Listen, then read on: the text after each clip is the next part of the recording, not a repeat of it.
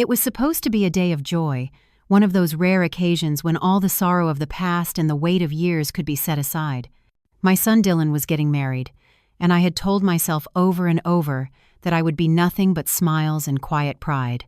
I had practiced it, even standing before my mirror in my modest apartment, smoothing down the navy blue dress I had carefully chosen, fastening my grandmother's pearl necklace with fingers that trembled just slightly. I wanted to look dignified but ordinary. Nothing about me should draw attention. After all, I had spent the last 15 years mastering the art of being invisible. The Reynolds estate, where the wedding was held, stretched like a kingdom over 50 acres of Virginia hills. Their gardens looked as if they had been painted by God himself, rolling waves of color so precise and elegant, they seemed almost unreal. The private chapel gleamed white against the blue sky, large enough to hold 300 guests, every pew lined with fresh roses. Inside, the light filtered through stained glass and scattered into jewels across the polished wooden floor. Jessica, my son's bride, descended the aisle in a gown that shimmered like liquid silver. The dress alone must have cost more than what most people earn in a year. Dylan's face glowed brighter than I had seen since the day his father passed, and my heart ached with love and with loss all at once. I kept to myself. My table was tucked in the corner of the vast reception hall where chandeliers rained down soft light onto a spectacle of wealth. Ice sculptures shaped like swans, a 12-piece orchestra, enough flowers to open an entire shop. I sipped my champagne quietly, watching Dylan and Jessica whirl across the marble floor, young and radiant, exactly as they should be. For a brief moment, I allowed myself to believe I could pass through this day unnoticed, simply another face in the crowd. But invisibility has its limits. "Mom, Dad," Jessica's voice rang out, too sweet, sharp enough to make my teeth ache. She was gliding toward me with her parents, Robert and Paula Reynolds, in tow. "I want you to meet Dylan's mother." Her words seemed harmless enough, but I felt the floor shift beneath me. Robert's eyes met mine, and in that instant the air itself thickened. His smile faltered, his gaze sharpened, and then his face drained of color as if he had seen a ghost. "Emily Turner," he breathed, and suddenly I was no longer invisible. You're the woman from the Reynolds Holdings acquisition board 3 years ago, the mysterious investor. Aren't you the one who bought my company?" The chatter of the reception fell away. The clinking glasses, the laughter, the music, it all blurred as his words cut through the air like a blade through silk. I felt every curious eye shift toward me, felt the heat rise beneath my skin. Jessica's expression twisted from superiority into confusion. Paula's diamond bracelet caught the light as she lifted her hand to her throat, her socialite mind no doubt racing, calculating, rewriting the story of who I was in real time. And me, I stood there in my simple dress, my pearls, my modest shoes, wondering how 15 years of carefully crafted privacy could collapse in a single breath. I forced a smile, thin and brittle. "I think you must be mistaken," I said softly, though Robert and I both knew he was not. Inside, my heart pounded. This was the beginning of something I had never wanted, the unraveling of everything I had hidden, the confrontation I had spent years avoiding. At my own son's wedding, under the chandeliers and roses, my secret life had just been dragged into the light. The morning after the wedding, I sat alone in my small apartment, clutching a mug of coffee that had already gone cold. The bitter taste clung to my tongue, but it was nothing compared to the bitterness rising in my chest. I could not shake the memory of Robert Reynolds's face when he recognized me, his eyes widening, his voice trembling, his disbelief echoing across the polished marble of that grand reception hall. In that moment, years of invisibility had cracked open, and now there was no way to pretend. I had spent a lifetime building my cover, and it had worked beautifully until now. To everyone, I was a widow who lived modestly off my husband's engineer pension and a small life insurance policy. A woman who drove a reliable sedan, shopped at ordinary stores, and wore the same pearl necklace on every important occasion. The illusion was perfect because it was believable. No one saw beyond it. Not Dylan, not Jessica, not her sharp-eyed mother with her relentless need to measure status. But the truth, the truth was so much bigger and so much more dangerous. It all began with Thomas, my late husband. We were engineers in Austin, working long hours in a world that rarely noticed us. Thomas had a restless mind, always sketching ideas on napkins, scraps of paper, the backs of receipts. In 2010, he created something small, almost laughably simple at first glance: a power management system that revolutionized the efficiency of cell phone batteries. He believed it might buy us a comfortable retirement. Neither of us dreamed it would become a goldmine. The patent sold in 2012 for $25 million. I remember the stunned silence as we looked at the check, the way Thomas laughed with disbelief, and how Dylan, fresh from his master's program, asked what we would do with all that money. That very night, Thomas and I decided to keep the truth from our son. We told him it was enough to make us comfortable, perhaps $1 million or $2 million at most. Something simple, something modest. But $25 million was only the beginning. With Thomas's sharp instinct for undervalued opportunities and my cautious, methodical research, we built something extraordinary.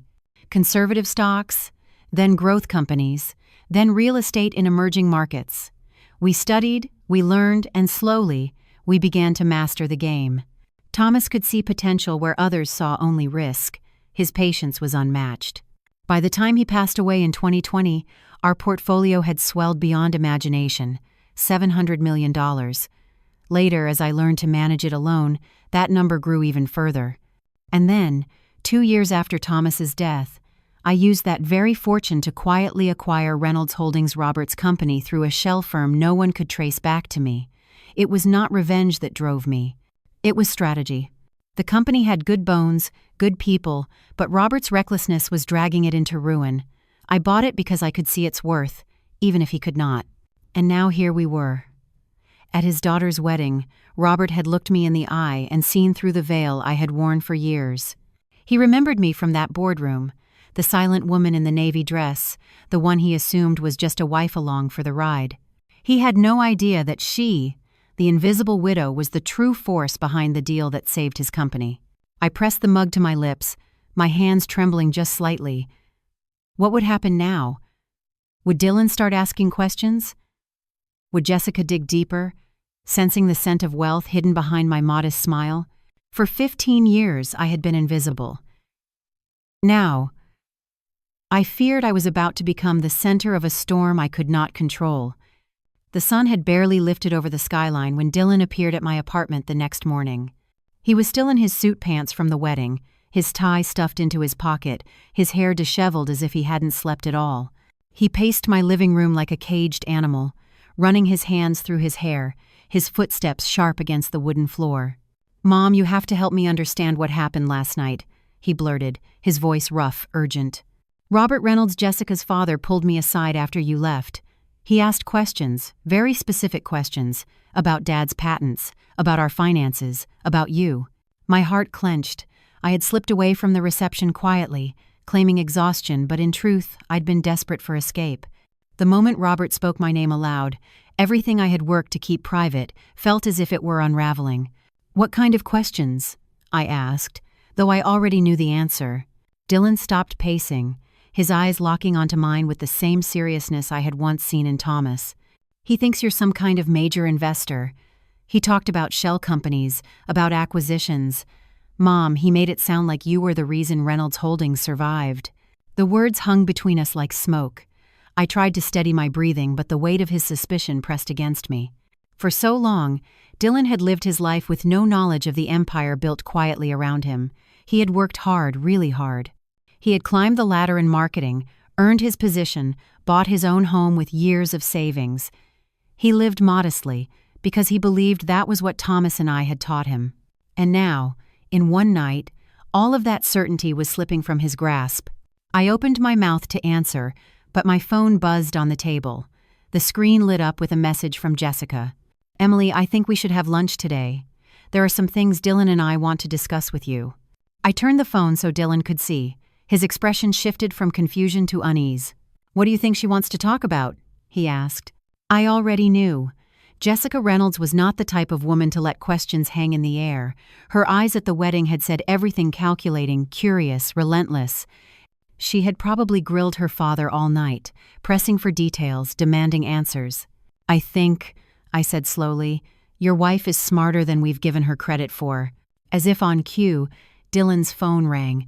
Jessica's name flashed across the screen. He answered, and her voice came through, sweet but artificial, the same tone she had used to introduce me as if I were a curiosity on display.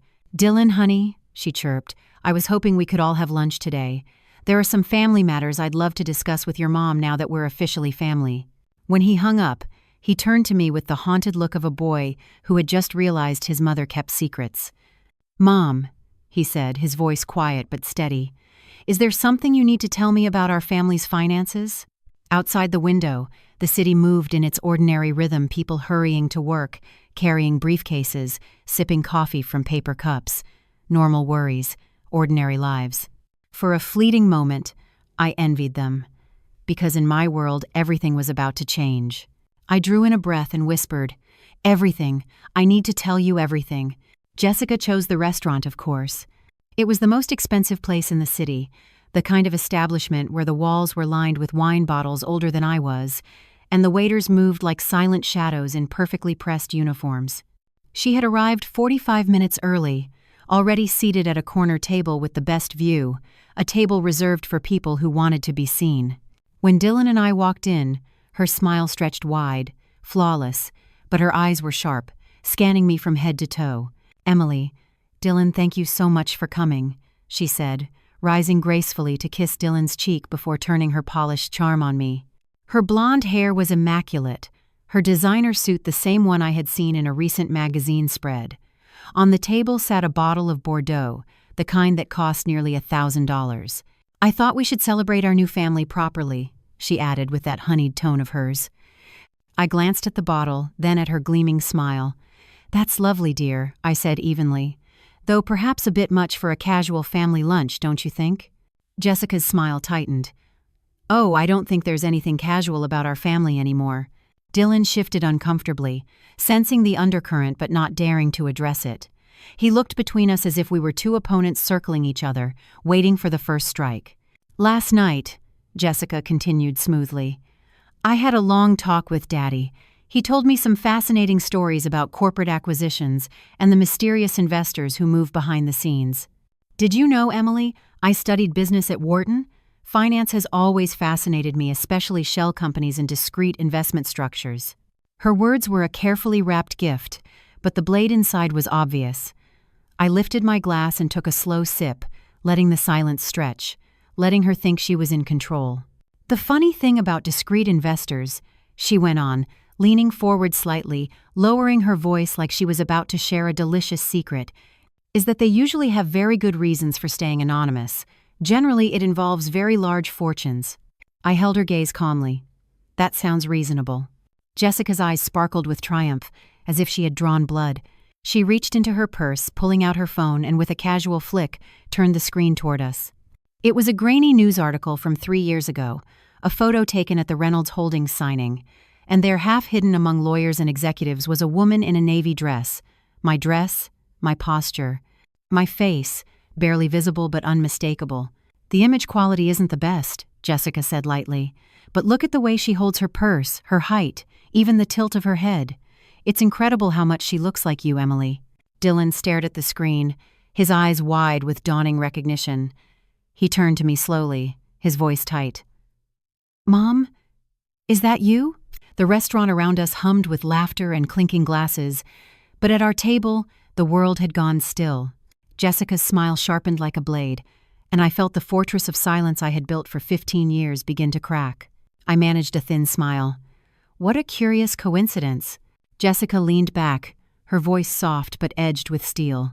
"Of course, coincidences happen all the time. Like my family's financial problems starting just when someone paid $700 million for my father's company. Or like that mysterious investor disappearing afterward, as if she never existed." Dylan set his glass down with a trembling hand. "Mom," he whispered, his voice thick with disbelief, "tell me you're not who she thinks you are." And in that moment, I knew. The time for invisibility was over. 3 days passed after that lunch, each one heavier than the last. Dylan had stormed out of the restaurant in silence after I confirmed the truth, his face pale, his jaw clenched so tightly I feared he might break his teeth. Jessica, on the other hand, had walked away with the gleam of triumph in her eyes, murmuring vague phrases about family financial planning and transparency. I could see it already. Her mind was spinning, her strategy forming. By Monday morning, I found myself in the downtown office of James Sullivan, my financial advisor, and one of the few people who knew the full scope of my holdings. The walls of his office were lined with shelves of heavy law books and framed certificates, but the way he leaned back in his chair, frowning at the documents before him, gave me no comfort. "Emily," he said finally, adjusting his glasses, "I have to admit, this is an unusual request. You want me to dig into your daughter-in-law's family's finances?" I nodded, folding my hands tightly in my lap. "Yes, I need to know exactly what I'm dealing with." He raised his eyebrows, then let out a low whistle. "That's complicated. Tell me something I don't know," I muttered, staring at the city skyline beyond the glass windows. James clicked through his computer files, pulling up charts and spreadsheets. "Okay, let's go over this." In 2019, Reynolds Holdings expanded aggressively, taking out large loans to buy smaller competitors. By 2021, they were choking under the debt. Robert Reynolds had overleveraged everything. When you bought the company, Emily, you didn't just acquire an investment, you acquired what his daughter considered her future. The words sank deep. I remembered Jessica at the wedding, her eyes glittering, her smile sharp. She hadn't just lost a company when I stepped in, she had lost her inheritance, her carefully built identity as Robert's successor. James continued, "Jessica spent her college summers working at Reynolds Holdings. She earned her MBA with the expectation she would one day take over. That door closed the moment you brought in professional management. From her perspective, you erased her career path. More than that, you eliminated her birthright." I sat back, the weight of it pressing against me. Of course, it wasn't just curiosity or ambition driving her, it was resentment, years of it, polished and sharpened like a weapon. James tapped another folder on his desk. "And here's where it gets worse. Someone's been making inquiries into shell companies, corporate ownership structures, anonymous investors, not amateur questions. These are professional-level requests. My gut says Jessica has hired a private investigator." My stomach tightened. "How vulnerable am I?" James gave me a steady look. "Your structures are solid, Emily. 15 years of careful layering, trusts, shell companies, offshore protections, you've done everything right. But nothing is impenetrable. A determined investigator with legal backing could eventually trace it back to you." I exhaled slowly, pressing my fingertips together. The image of Jessica's sharp smile at the restaurant returned, the way she revealed that photo like a chess player revealing checkmate. "What do you recommend?" I asked. James leaned back, his fingers steepled. "Get ahead of it. Don't let her control the narrative. If she's planning to build a claim, financial, legal, or even just emotional, you need to be the one setting the terms. Otherwise, Emily, she'll bury you under her story." I sat in silence for a long moment, the hum of the city faint in the distance. 15 years of careful privacy, 15 years of living small, invisible, threatened to collapse under the ambition of one young woman who believed she'd been robbed of her legacy. And I knew then. Jessica Reynolds wasn't just a new daughter-in-law, she was a predator, and she was circling closer every day. That night, I sat at my dining table long after the city had gone to sleep. In front of me lay 15 years of financial records, ledgers, contracts, reports sprawled like pieces of a puzzle I had built with careful hands. A half-empty glass of wine sat at my elbow, the liquid catching the glow of the lamp. For years, this table had been my battlefield, the place where Thomas and I turned numbers into strategy, risk into triumph. Now it felt like a war room again, but this time the enemy wasn't a faceless market. It was sitting across family dinners, smiling with painted lips and calculating eyes. The numbers told a story Jessica would never understand. We had started with 25 million, turned it into 50, then 200, then 700, and beyond. Each investment was chosen with precision, patience, and faith. We weren't gamblers, we were builders. Even after Thomas's death, I carried on his legacy, adding layers of protection, creating foundations and shell companies, not just for secrecy but for resilience. It wasn't just money, it was a fortress. But Jessica had found a crack. And she was already pushing. The following evening, Dylan and Jessica arrived at my apartment. He looked weary, older than his 32 years. She, in contrast, was radiant and confident, dressed in another tailored suit, a folder tucked neatly under her arm. She greeted me with a bright smile that didn't reach her eyes. "Emily, I think it's time we had an honest talk about the future," she began, settling into my armchair as if it were her rightful throne. "Now that we're family, we should think strategically. We need a structure that benefits everyone." I gestured toward the cheese and fruit platter I had prepared, though I doubted she'd touch it. "Go on." Jessica flipped open her folder, revealing neatly drafted documents.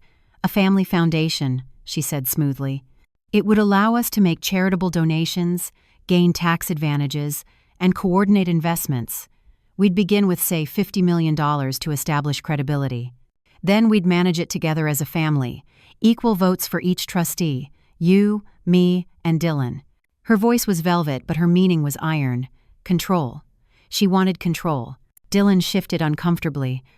"Jessica, maybe this is too soon." She cut him off with a gentle pat on his knee. "Darling, this is about protecting our future." I studied her carefully, taking in the gleam of ambition in her eyes, the eagerness in her tone. "And what exactly," I asked softly, "would you contribute to this foundation?" Her smile faltered just slightly, but she recovered quickly. "Our vision, our dedication, our unity." I set down my glass and leaned forward, my voice calm but sharp. "Jessica, can I ask you something? Do you love my son?" The question startled her. She blinked, then glanced at Dylan before looking back at me. "Of course I do. What kind of question is that?" "A simple one," I replied. "Do you love him for who he is, or for what you think he represents?" The silence stretched between us, thick and suffocating. Dylan looked from her to me, his face pale with unease. Jessica's polished mask cracked, if only for a heartbeat. And in that heartbeat I knew. The first strike had been made. The folder I had placed on the table remained unopened, its edges sharp against the polished wood. I had prepared it carefully, too carefully for this very moment. Jessica sat across from me, her confidence flickering under the weight of my question. Dylan leaned forward, torn between loyalty to his wife and the gnawing suspicion that he was standing on the edge of a truth he wasn't ready to face. I reached for the folder slowly, letting the tension stretch. "Because if you truly love Dylan," I said softly, "then you'll have nothing to hide. But if you don't—" I slid the folder toward her. "Perhaps this will make things clearer." Jessica's smile froze. She didn't reach for the folder. Dylan, curious and unsettled, opened it instead. Inside were documents, copies of financial records, communication logs, and, most damning of all, an itemized invoice from Aguilar Private Investigations. His eyes widened as he scanned the pages. "Jessica," Dylan whispered, his voice hoarse. "You hired private investigators?" Her cheeks flushed crimson. "It's not what it looks like," she stammered, reaching for the papers. "I just wanted to understand." "You were investigating my mother," Dylan cut in sharply, his hand slamming the folder shut. "You were digging into her life behind my back." Jessica's eyes darted between us, her mask unraveling. "I was trying to protect us, to protect our family. Don't you see? Your mother has been hiding things, huge things from you. If I hadn't asked questions, we would still be in the dark." I kept my voice calm, measured, as though explaining a lesson she hadn't yet learned. "What you were doing, Jessica, was building a case, not protecting, preparing to take control. These documents show you also consulted with Vance, Peters & Associates, a law firm that specializes in estate disputes, and you opened 3 new lines of credit last month. That isn't curiosity, that's strategy." Jessica's lips pressed into a thin line. "You make it sound sinister." "Because it is," I replied evenly. The silence grew thick, broken only by Dylan's unsteady breathing. He looked at his wife with eyes that no longer held trust, only disbelief and pain. "Tell me the truth, Jessica. Did you marry me because you love me, or because you thought my family had money?" For the first time, Jessica faltered. Her green eyes shimmered with something raw, not remorse but panic. She opened her mouth, but no words came. The silence was answer enough. I felt the ache of it in my chest for Dylan, for the boy who had once trusted so easily.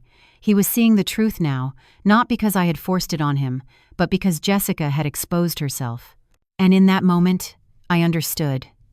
This battle was no longer about secrecy. It was about survival. Hers, mine, and most painfully of all, Dylan's.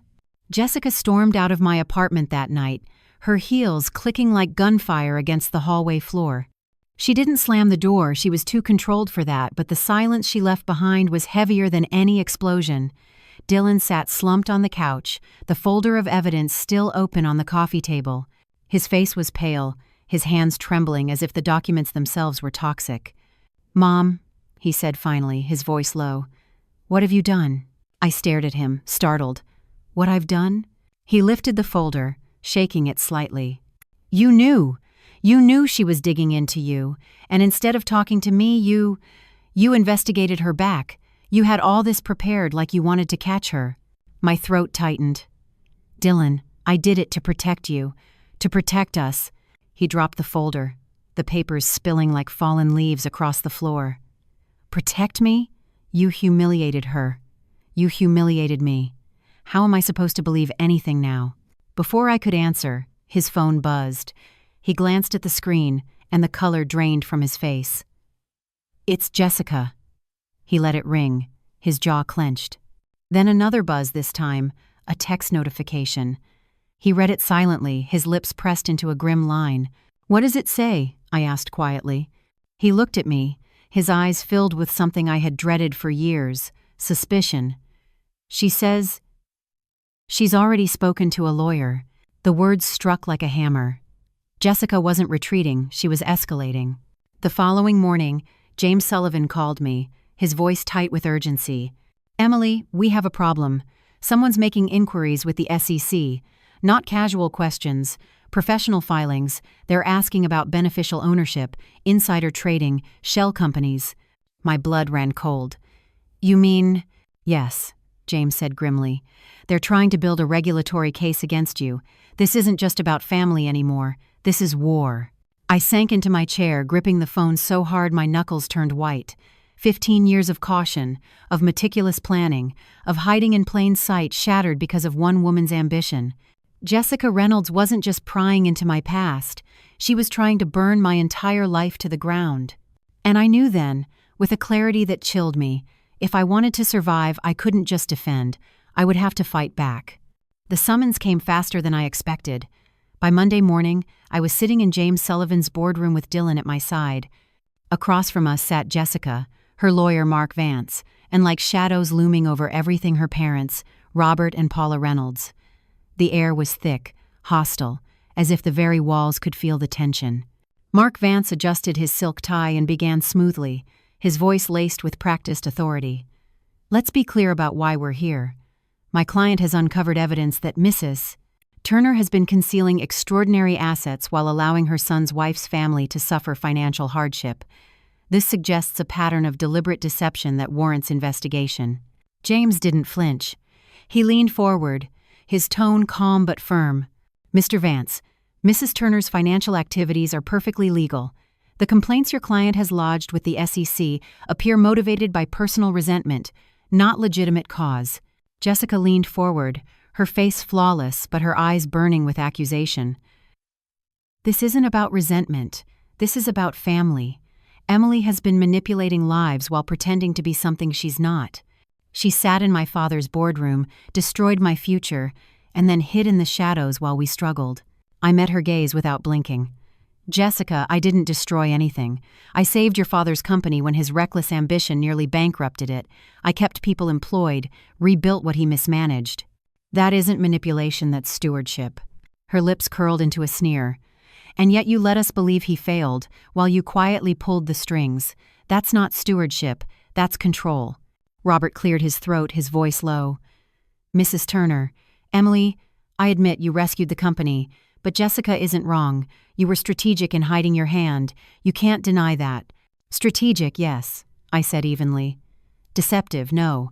I wasn't obligated to parade my investments before anyone. You never asked, and I never volunteered."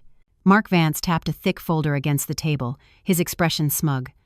"Mrs. Turner, we have documentation showing a pattern of control consulting payments to Mr.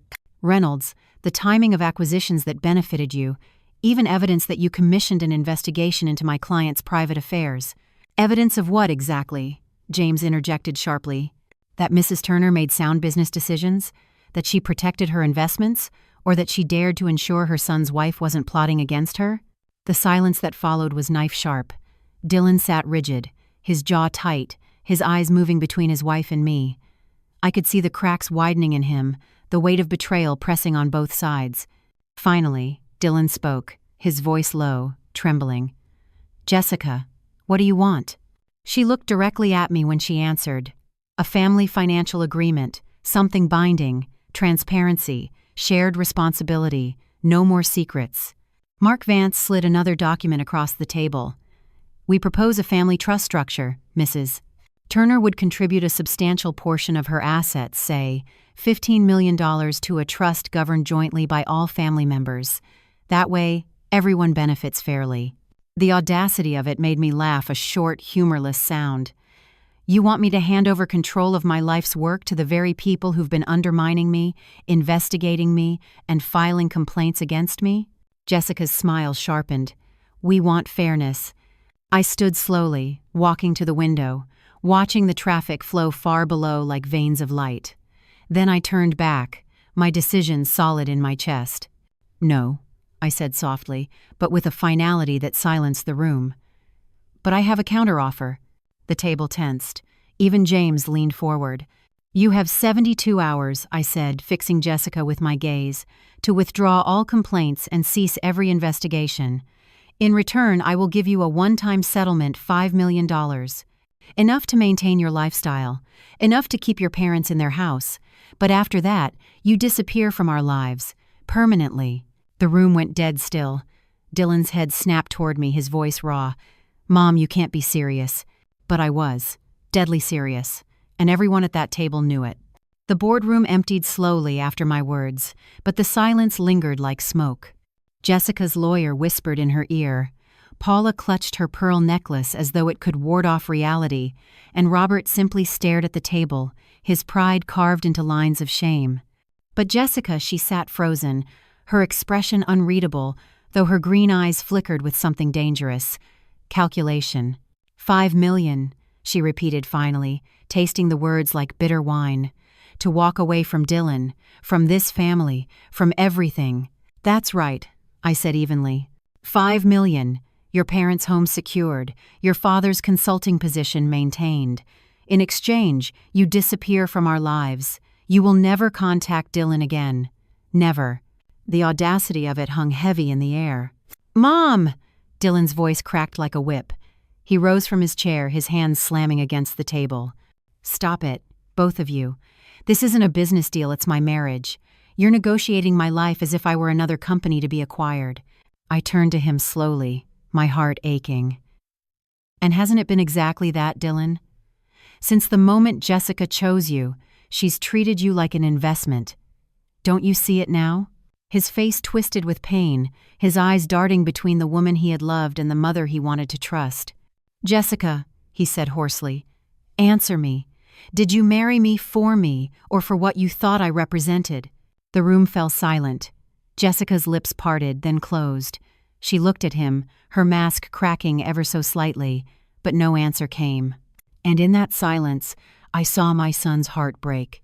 "Dylan," I said softly, my voice trembling despite my resolve, "if she takes the money, then you'll know who she really was. And if she doesn't, you'll still know. Either way, the truth will finally be yours." His shoulders slumped, as though the weight of years had been dropped upon him in a single moment. "I don't even recognize my life anymore," he whispered. I reached across the table, my fingers brushing his hand, though he didn't take it. "Then recognize this. Love built on lies will always demand a price, and I refuse to let you pay it with your future." Jessica stood abruptly, her chair screeching against the polished floor. "You think you can buy me off? That you can put a price tag on love?"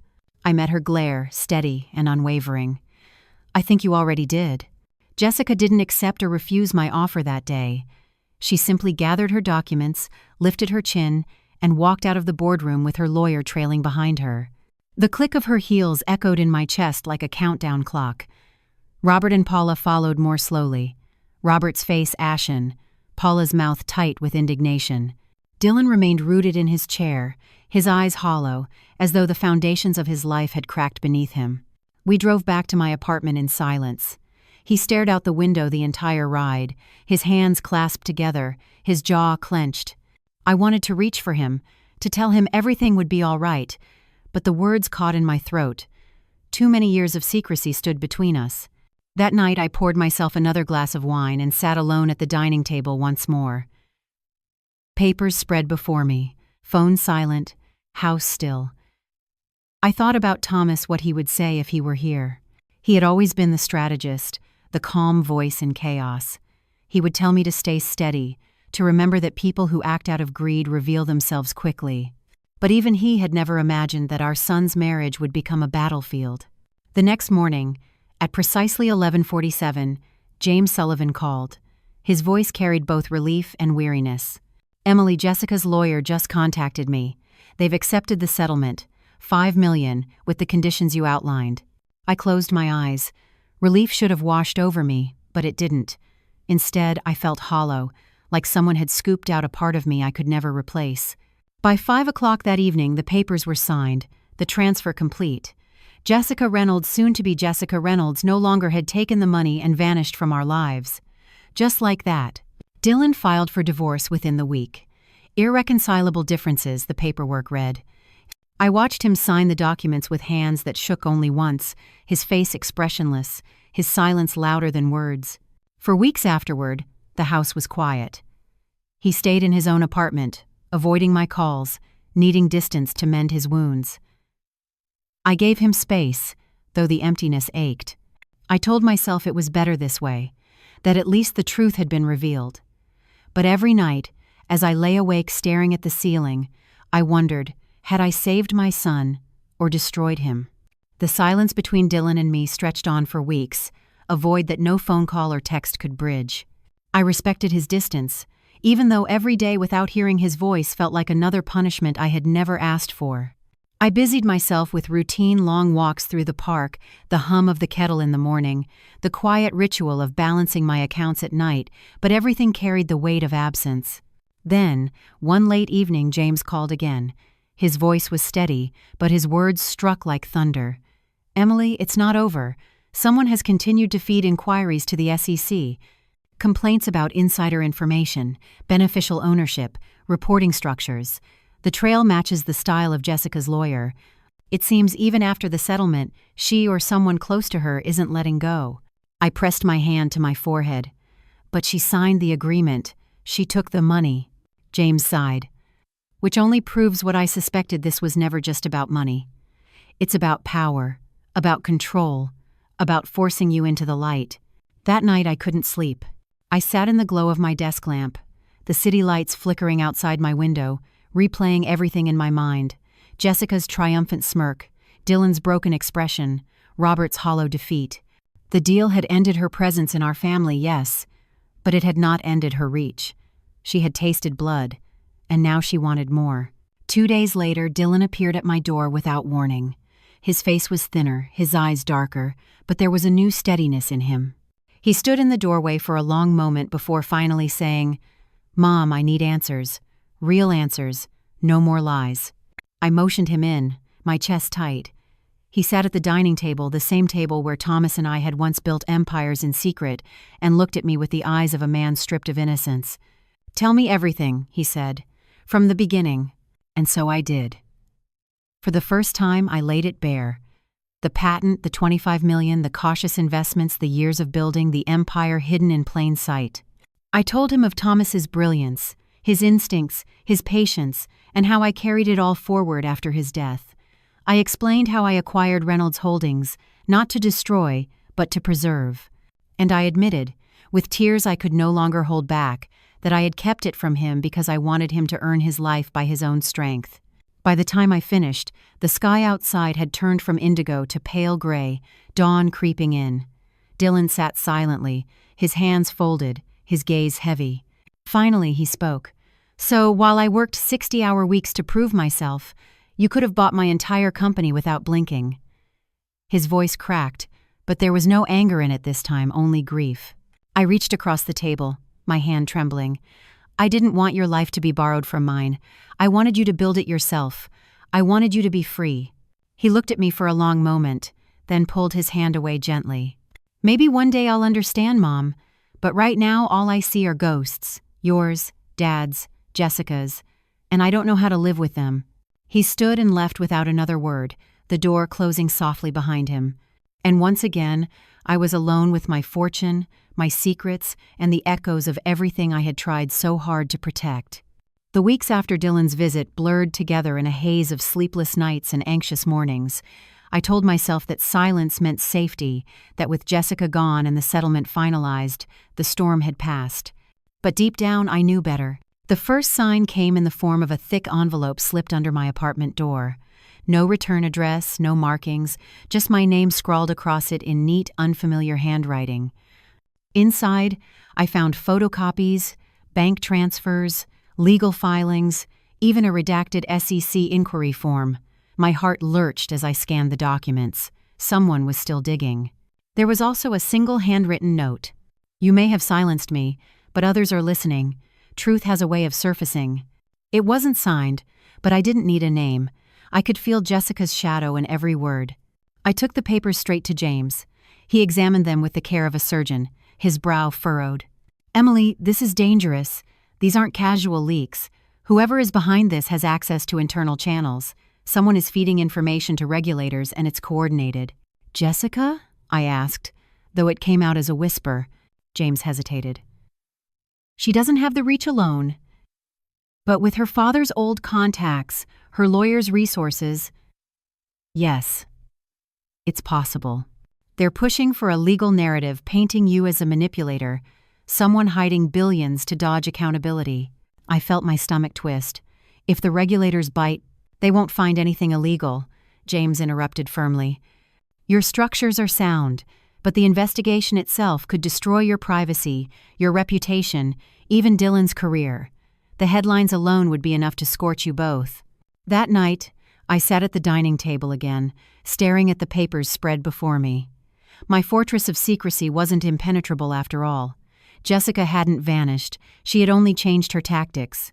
The settlement was her payday, but her revenge was still unfolding. Then came the phone call I had dreaded. Dylan. His voice was taut, brittle. Mom, Jessica filed for legal separation.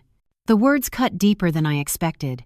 She's citing potential liabilities tied to your hidden assets.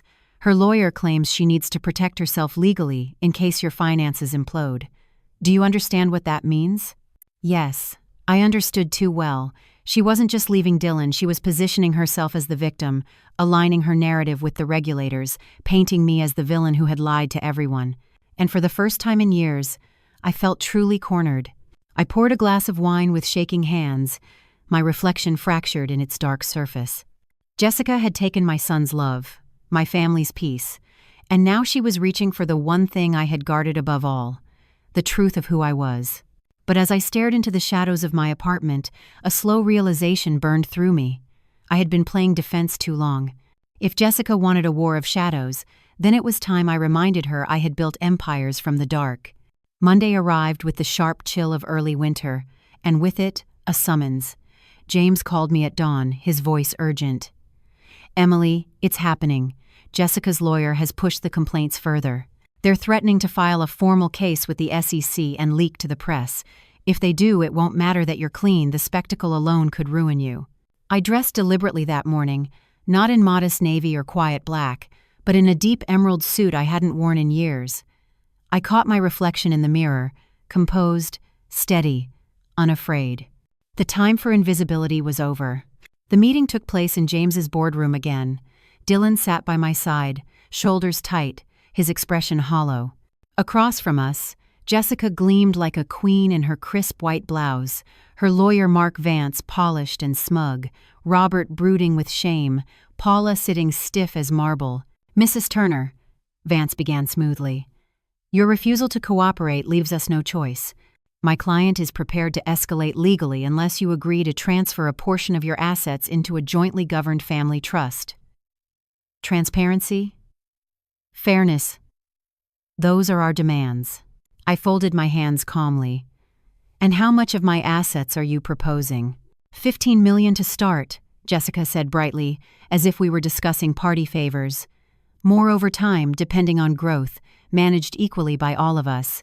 I let a smile curve my lips, small and sharp. So, the woman who called me a family embarrassment now wishes to manage my fortune. How poetic.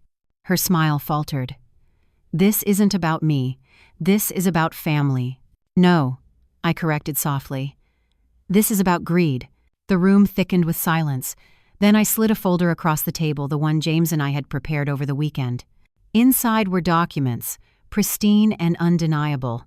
Jessica's new lines of credit, her consultation with estate dispute lawyers, the private investigator she had hired.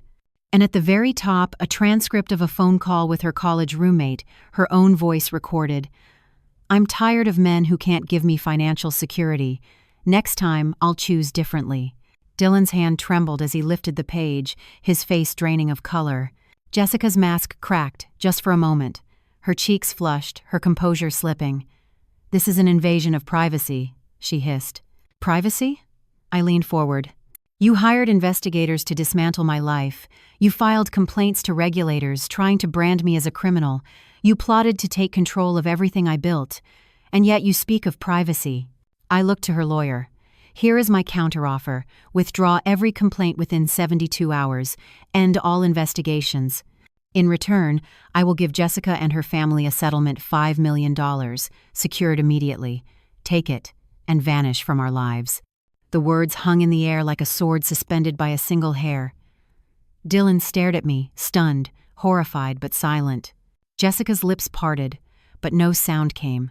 She glanced at her lawyer, who leaned in, whispering hurriedly, no doubt calculating the value of guaranteed millions against years of uncertain litigation. I stood, smoothing the lapel of my emerald suit. The choice is yours, 5 million in peace, or nothing but war. And for the first time since this nightmare began, I felt the balance of power shift. The hours that followed felt like years. Jessica didn't answer immediately. Instead, she and her lawyer huddled together, whispering in low, urgent tones. Paula dabbed nervously at the corner of her eyes with a lace handkerchief, while Robert sat slumped, his face etched with the weight of a man who knew he had lost everything. Across the table, Dylan sat rigid, his hands clenched so tightly in his lap that his knuckles blanched white. 5 million, Jessica repeated at last, her voice careful, deliberate. And in exchange, I'm to cut ties completely? To walk away from my marriage? From Dylan? From this family? I held her gaze. Yes, permanently. The silence that followed was suffocating. Dylan pushed his chair back suddenly, the legs screeching against the polished floor. He looked at me as though I had betrayed him anew. Mom, how can you even say this? You can't put a price on my marriage. You can't negotiate my life like a contract. His words pierced me, but I forced myself to stay steady. I'm not negotiating your life, Dylan. I'm exposing hers. If she accepts the money, you'll know the truth. And if she doesn't, you'll still know. Jessica turned to him then, her hand reaching for his. Dylan, please, don't let her poison us. She's twisting everything. Her voice cracked, perfectly timed, the kind of break meant to elicit sympathy. But Dylan didn't take her hand. His eyes searched her face with a desperation that tore at me. Then answer me, Jessica. Do you love me for me, or for what you thought I could give you? The room froze. Jessica opened her mouth, closed it, then looked away. The silence stretched on until the truth became undeniable. Dylan's shoulders sagged, the fight draining out of him. He looked like a man who had aged 10 years in a single afternoon.